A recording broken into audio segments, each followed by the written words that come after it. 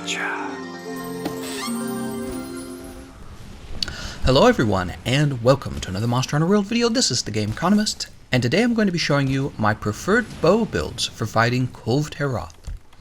Before we get started, I want to mention I have a build for stage 1 of the Kulve Taroth fight. It's a really terrific build that I've been using myself, and it gets me out of stage 1 even faster. So if you're curious about that, I'll leave a link to it in the description and in the comment section. Next, let me explain that when you're using bows against Kulve Taroth, which bow you use is really important depending on which part of the fight you're in. So we're actually going to have two separate builds, one build for stage 2 and 3, and a second build for stage 4 of the fight against Kulve.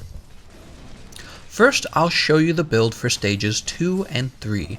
Notice I went with the Flying Kadashi Strike Bow. There's also a Thunder Bow you can get from Kulve Taroth, which is basically a clone of this bow, so you can use either or. It doesn't really affect the build at all.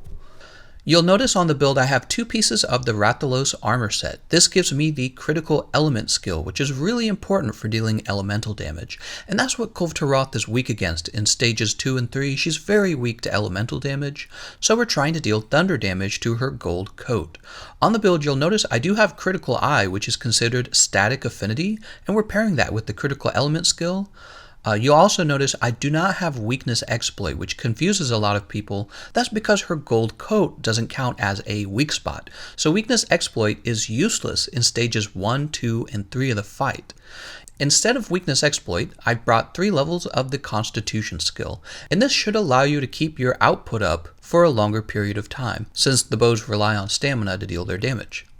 Since we're not able to build more affinity into the build, because a skill like Maximum Might doesn't actually work with the bow, what I definitely recommend is when you're augmenting this weapon, take at least one affinity augmentation, and for your gear, bring the affinity booster, which really the affinity booster is going to help everybody.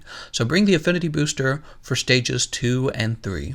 Now once you've released Kulve and she's moving on to stage 4, you're going to want to return to camp and change builds up. So this is the second bow build for fighting Kulve Taroth, and it's really only for stage 4. Notice this time I do have weakness exploit on the build. That's because Kulve Taroth now has weak spots that you'll want to focus on. You'll also notice I wasn't able to fit either Constitution or Stamina Surge into the build, so I strongly recommend you bring Dash Juice with you, and when you begin stage 4, go ahead and eat a Dash Juice. That should basically make up for the lack of stamina. Alright, that is both of the builds. Let me go ahead and show you my item loadout. You're just going to notice that I'm going to be using one item loadout for both bows, so you'll notice all of the ailment coatings are there, including the sleep ailment that you're going to be getting on the Legiana bow. And by the way, that sleep coating is going to be really useful against Kulve Taroth in stage 4. You can put her to sleep, and then you can keep dealing damage while she's falling asleep, and then when she's finally fallen asleep, go ahead and put down the Mega Barrel Bombs, and let the player with the strongest wake up attack wake her up. And finally, I'll show you the radio menu as well.